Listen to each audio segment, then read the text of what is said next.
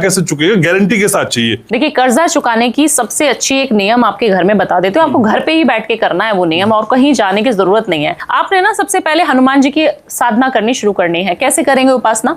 आपको कोई भी पूजा करते हैं, हम बोलते हैं हनुमान चालीसा पढ़ो। हमारे पास काफी सारे क्लाइंट्स आते हैं, बोला मैडम मैं तो जमाने से पढ़ रहा हूँ, 20 साल हो गए पढ़ते पढ़ते हनुमान चालीसा, कुछ नया बताओ। तो नया क्या है कि आप कोई भी पूजा जब आरंभ करते हैं, आप जो है आचमन नहीं करते, आप उसका संकल्प नहीं लेते। आपको संकल्प लेना बहुत ज्यादा अनिवार्य हो जाता है। कोई भी चीज हमने करी, हमने प्रॉमिस करना है। जैसे बच्चे एग्जाम में प्रॉमिस करते हैं ना मम्मी पापा से, मम्मी इस बार 90% मार्क्स आ गए तो ये गाड़ी दिला देना, मम्मी इस बार मैं बोर्ड के एग्जाम से पास हो जाऊंगा तो मुझे ये आईपैड चाहिए। हम लोग ऐसे मानते भी हैं। फिर उसके बाद तो आपने भगवान जी को भी अपना पति पत्नी के साथ अगर आप ये नियम करेंगे और भगवान जी को अपना बड़ा मानेंगे, जैसे हमारे पिताजी हो गए, हमारी माता जी हो गई, इस तरीके उनसे बात करेंगे। आपने गंगा जल लेना है, थोड़ा सा अक्षत लीजिए, चावल पुष्प लीजिए हाथ में, और हनुमान जी का जो है सामने बैठना है। हनुमान जी के मंदिर में भी बैठ सकते हो, घर पे भी बैठ सकते हो। लाल कलर का आसन बिछा के बैठ जाना है। बोलना क्या है? अपने भाई के रूप में भी आप उनको पूछ सकते हैं कि आपको मैं अपने भाई समझ के पूजा करना स्टार्ट कर रही हूँ, मुझे पूजा का नियम नहीं आता है, बट मुझे पता है कि मेरा जो घर मैंने ले लिया है आपकी वजह से, क्योंकि भूमि का कारक मंगल, आपकी वजह से मैंने घर ले लिया है हनुमान जी। मुझे पता है लोन जो है 2026 में आप उतरवाएंगे। कैसे उतरवाएंगे, पैसा किधर से आएगा, मुझे कुछ मालूम नहीं है। और मैं आपका संकल्प ले रही हूं कि मैं 7 मंगलवार तक रोज हनुमान चालीसा का 7 बार पाठ करूंगी। ये आप कर सकते हैं। एक संकल्प आप इस तरीके से ले सकते हैं, अगर मेल हैं तो आप क्या लीजिए कि मैंने संकल्प लिया कि मैं 40 दिन तक, चालीसा जो बोली जाती है वो 40 दिन की होती है, तो आप चालीसा जो है 40 दिन की ले लीजिए कि मैं 40 दिन तक बिना नियम तोड़े रोज इसी वक्त 7 बजे मॉर्निंग में मैं जो है हनुमान चालीसा का पूजा करूंगा, पाठ करूंगा। आप मेरा जो है लोन उतरवा दीजिए 2026 में।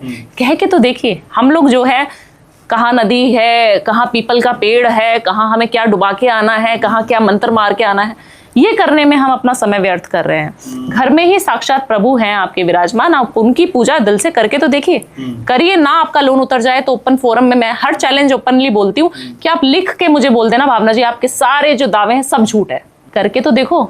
ना मजा आ जाए तो बता देना। और ओपनली हम भी कहते हैं कि आप जो कहती हैं वो होता है। सही बात है। लेकिन पंकज जी, कौन से ऐसे नंबर्स हैं जिनकी किस्मत में ऑलमोस्ट आप राजयोग देखते हैं कि राजयोग होता है? लोशो ग्रिड में 4, 5, 6 का जो बन जाता है, कौन से ऐसे नंबर्स हैं?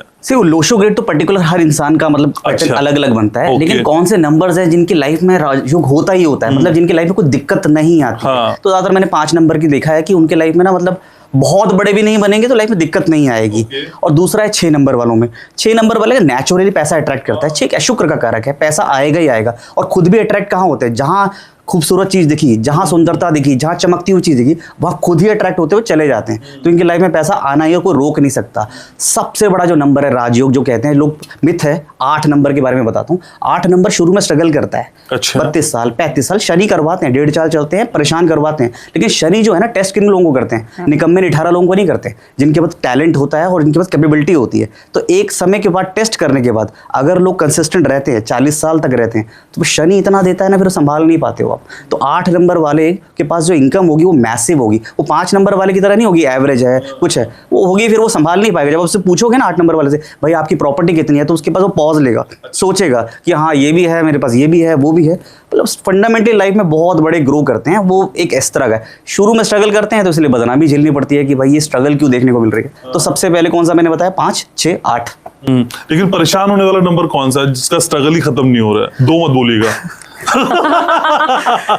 2 वालों को ने खुद की प्रॉब्लम खुद ही ले रखी है। 2 वाले प्रॉब्लम होती नहीं है 2 वालों को। 2 वालों खुद ही ओवर थिंक करके प्रॉब्लम लेते हैं। 2 वालों की लाइफ में 2 वालों की लाइफ में कोई प्रॉब्लम होती नहीं, खुद से ही उन्होंने प्रॉब्लम ली। और रीजन क्या है ना, चंद्रमा का। चंद्रमा 15 दिन घटता है, बढ़ता है, तो उनको खुद ही ऐसा लगता है कि ये प्रॉब्लम मुझे कोई मेरे बारे में ये तो नहीं सोच रहा, मेरे बारे में लोग पूछ क्यों नहीं रहे, मेरे अंदर ये जेलेसी भी आ जाती है, या फिर मेरे को इग्नोर क्यों कर रहे हैं। तो इस थिंकिंग की वजह से लोग डिप्रेशन में रहते हैं। 2 वालों की लाइफ में प्रॉब्लम नहीं है। प्रॉब्लम आती है 8 वालों के, वो भी शुरुआत में, उसके अलावा नहीं आती। सबसे ज्यादा प्रॉब्लम आती है 4 नंबर वालों में। 4 नंबर वालों के साथ उथल पुथल मचती है। राहु का नंबर है, मिथ है, इल्यूजन है। लाइफ में इल्यूजन आ जाती है, जल्दी पैसा जाता है, दिमाग खराब हो जाता है, तो फिर आपके अंदर घमंड आ जाता है, एब्यूजिव हो जाते हो, कुछ भी बोल देते हो, सडनली राहु चला भी जाता है। और ऐसे कई लोग देखे आपने, बड़ा पाव गर्ल से लेके ये ना, इतने सारे लोग देखे गए ऊपर फिर नीचे आ गए। तो ये रीजन की वजह से राहु परेशान करता है।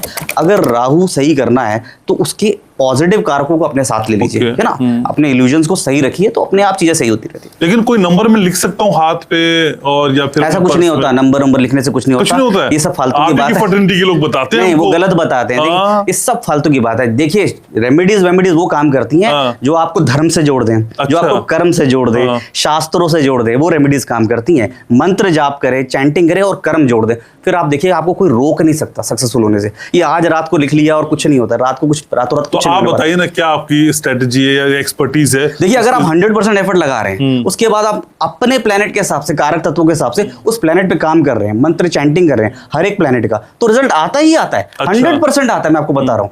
लेकिन आप कहोगे सर मैं लिख लूंगा, रात को लिख लिया, सुबह हो गया, लिटने पड़े, सो रहे हैं और मैं कुछ लिख लेता हूँ, रातों रात लक्ष्मी आ जाएगी, कभी नहीं होता ऐसा। मैं आपको बता रहा हूँ, अगर आपको कुछ करना है तो आप मंत्र चैंट करिए, उसी हिसाब से करिए और रिजल्ट आते हैं। 100%। हल्दी का टीका आप लगाने लगे? लगाते हैं, बिल्कुल आता आप है। आप पहले से लगा रहे मैं थे? पहले से लगाता था। अच्छा, ठीक है। नहीं तो हम तो हल्दी के टीके के लिए एक ही को जानते नहीं हैं। नहीं नहीं हल्दी का टीका लगाने से आपका बृहस्पति मजबूत होता ही होता है। और बृहस्पति क्यों कारक है? कुंडली में बृहस्पति की दृष्टि पड़ जाती है, तो कुंडली में बृहस्पति की दृष्टि से बाकी जो ग्रह है ना, वो भी सही होने लग जाते हैं। पाप ग्रह, अगर कोई ग्रह त्रिक भाव में बैठे हैं मान लीजिए, या पाप ग्रह से पीड़ित है, वो ग्रह भी ठीक हो जाते हैं जहां पे ये बृहस्पति की दृष्टि पड़ती है। अच्छा। तो ये चमत्कार है बृहस्पति का। तो बृहस्पति का तिलक लगाने से एक्सपेंशन होता है, प्रोस्पेरिटी आती है, हेल्थ वेल्थ सब सही हो जाता है। तो हल्दी का टीका जिसके लिए आप जानी जाती हैं, हल्दी का टीका कितना चमत्कारिक है ये तो आप बताती रही हैं। हल्दी की टीकी को लेके कोई खास रेमेडी जिसके जरिए पैसा भी आ जाए, कर्ज भी चला जाए, प्रोस्पेरिटी भी आ जाए? देखिए, काफी सारे लोग हैं जो हल्दी का टीका ना लगाते तो हैं, बट उनका हल्दी का टीका स्टे नहीं करता, उनके माथे पे जो है टिकता ही नहीं है। वो बोलते हैं मैडम हम लगाते तो हैं, बट आपका तो ये पूरा दिन पूरी रात रहता है। ऐसा कैसे कि हम पूरा वास्तु भी कर लेंगे और मेरा टीका इधर से उधर नहीं होगा? तो उसको लगाने का एक नियम है। अच्छा। जब आप विष्णु सहस्त्र नाम पढ़ेंगे और उस तिलक को धारण करेंगे और आप बोलेंगे, अपने मन से धारण करेंगे और बोलेंगे विष्णु जी को कि मुझे पता है कि आपकी ब्लेसिंग आज पूरे दिन मेरे साथ रहनी चाहिए और मुझे दिखते रहने चाहिए आप। तो आप जब भी शीशे में देखती हूँ मैं अपने आप को, तो अपना काजल देखती हूँ, अपनी बिंदी देखती हूँ, सही जगह पे है, लिपस्टिक ठीक है कि नहीं, तो मैं तिलक को भी जरूर देखती हूँ कि तिलक मस्तिष्क पे लगा है कि नहीं लगा है। तो वो बहुत लगना बहुत ज्यादा जरूरी होता है। और आप कभी भी किसी भी पूजा को कर ले और आप तिलक ना लगाएं तो वो पूजा अधूरी मानी जाती है। तो आप जब भी सुबह उठें और हल्दी का तिलक लगाएं और ओम नमो भगवते वासुदेवाय नमः 3 बार बोल के तिलक लगा लीजिए। और जब आप इसको प्रेस करके लगाते हैं ना, इस तरीके से प्रेस करना बहुत ज्यादा जरूरी है। जब आप अपने आज्ञा चक्र को प्रेस करते हैं तो आपकी आज्ञा चक्र जो है एक्टिवेट होता है। आप लोगों के बीच में खड़े हो जाएंगे और तिलक एक ने हल्दी का लगाया हुआ, एक ने चंदन का लगाया, तो जिसने हल्दी का तिलक लगाया ना उसके ऊपर निगाह जानी शुरू हो जाएगी, तो आप इतने अट्रैक्टिव बनते चले जाएंगे। तो ये एक नुस्खा है छोटा सा, लगा तो सभी लोग रहे पर गलत तरीके से लगा रहे हैं, बस लगाया है तिलक और चले गए, ऐसा नहीं करना। आपके नुस्खे छोटे नहीं होते हैं। लेकिन हल्दी का माथे पे तिलक लगाने के साथ मैंने देखा है लोग कानों पे भी लगाते हैं और यहाँ भी लगाते हैं कंठ गले पे पे, भी, जी। तो ये भी आवश्यक है? बिल्कुल आवश्यक है। अगर आप कान के पीछे भी तिलक लगाते हैं और कंठ पे तिलक लगाते हैं, अपने हृदय चक्र पे यहाँ पर तिलक लगाते हैं, तो ये आपके को रोगों से, जितने भी रोग हैं, ऋण हैं, शत्रु हैं आपके, उनसे आपको जो है एकदम से ऐसी पावर दे देगा कि आपके आसपास कोई भटकेगा ही नहीं। और माँ बगलामुखी के हम लोग इतने उपासक हैं, मैं और मेरे हस्बैंड, हम लोग जब भी माँ के पास जाते हैं तो वहाँ माँ पीताम्बरा को पीली वस्तुएं चढ़ाई जाती हैं।